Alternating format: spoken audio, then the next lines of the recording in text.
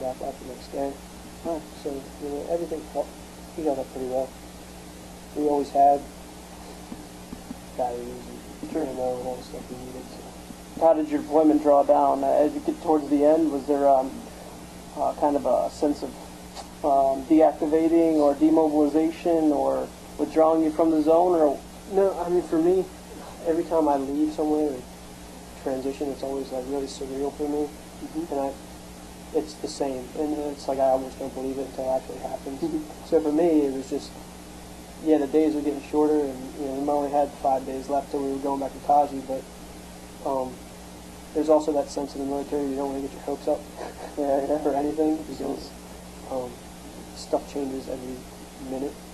So, it could have been 5 days of being leaving. We actually last ones to leave, so it could have been leaving in 5 days, and then that 5 days comes up, we only have another week. So, you know how that goes. That's normal, but...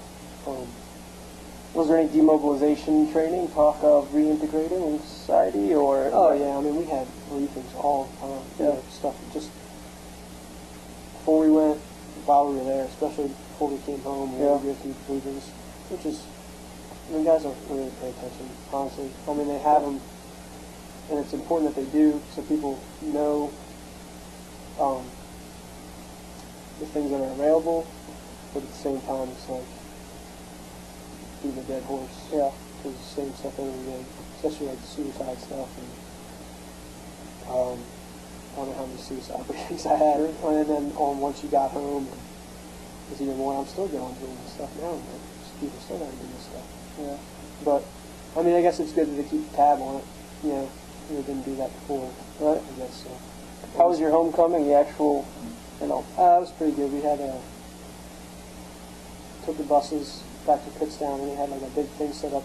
They had like fire trucks there, and they had the ladders up, and like a flag hanging down from the ladders. And they had like music playing. All our families were there with signs and everything. So it was nice. Yeah, we got out, but it was over real quick. Like, they wanted you to stick around and have mandatory fun for an hour, but everybody pretty much just jetted. Grab some food, went home to their families. Yeah, that's pretty much how that worked.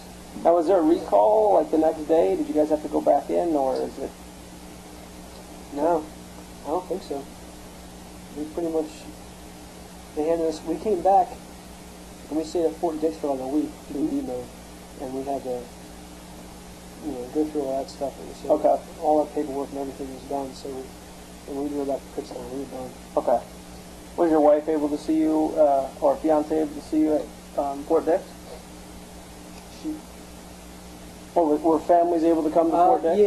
Yeah, but you couldn't leave the base, and there was issues with, they didn't want you driving, and you couldn't drink. My one buddy, he was a sergeant for, kind of sucks, because he was a sergeant for like probably 3 years. Yeah. And I got promoted at the end of the deployment. He's a good friend of mine. He got busted for drinking, and they Article 15 came in.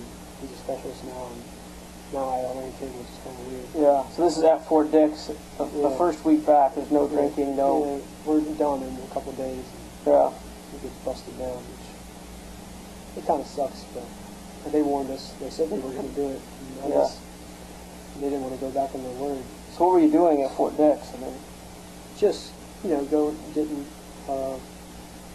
through medical...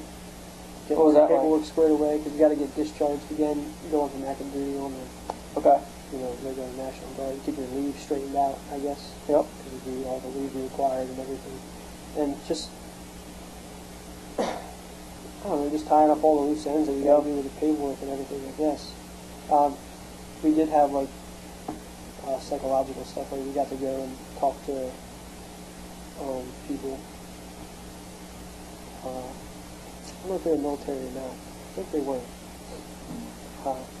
higher-ranking officers that were, I guess, mental health people, and they talked to us about stuff. They just individually, or no, as a group, like a group at a time. Yeah, about 15 people at a time, which is good. How was it? I mean, was it good? Or? Yeah, I guess. We a lot of guys were ticked off at chain of command and stuff like that, so we kind of. People didn't hold back at all. Yeah. You know what I mean? Which is nice.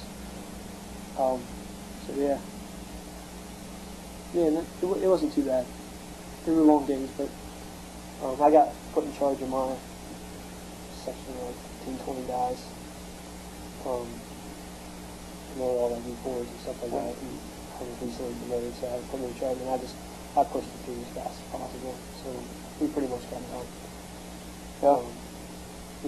Pretty quick compared to the other people. But when you're done, you're done. You know, you can go see your family if they want to drive up to Dick's. My wife visited me one day, for dinner or something on base. Nice. But, yeah.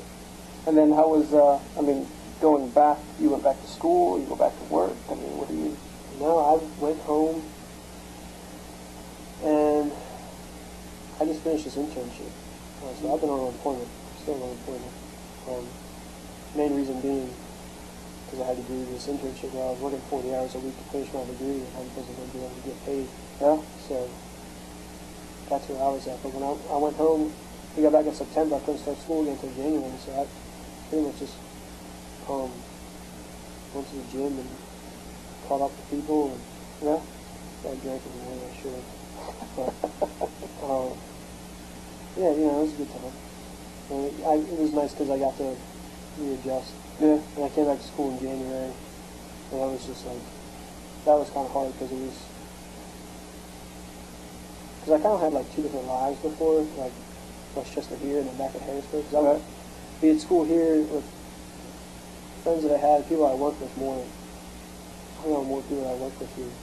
And then I drive home on the weekends because that's where my girlfriend was, and then my other friends.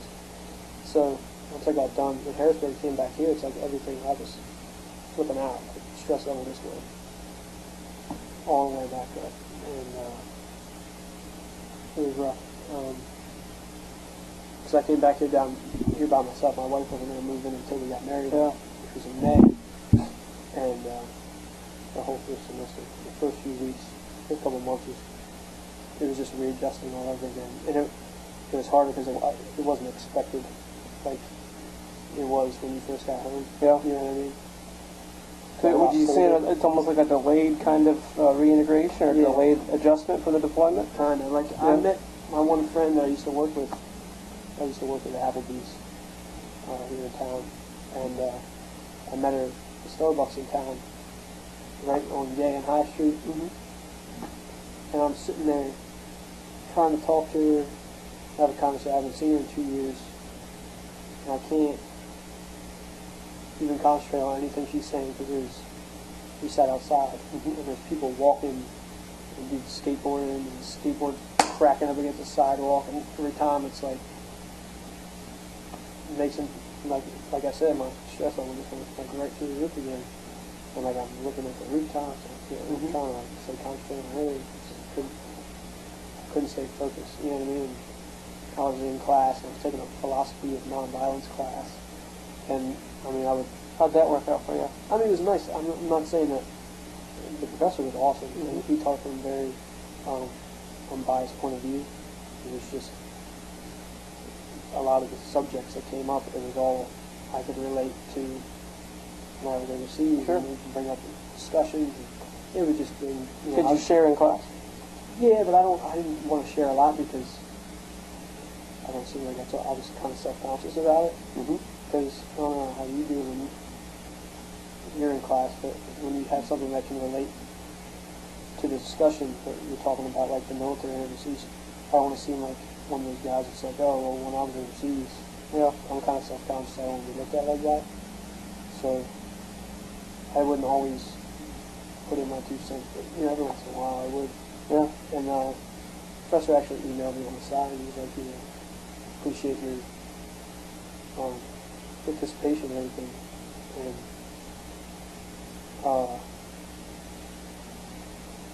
I understand that you don't want to talk about certain things. And it's not like I had a lot of hard experiences over there. It's just, I don't know, I was just stressing me out a lot. Yeah. Because you don't know how people look at you. It was weird being back in school environment again, I guess. Yeah. But, well, how did you deal with it? I mean, other than just doing it. I mean, Did you talk about it with anybody, or I mean, did you get to a point at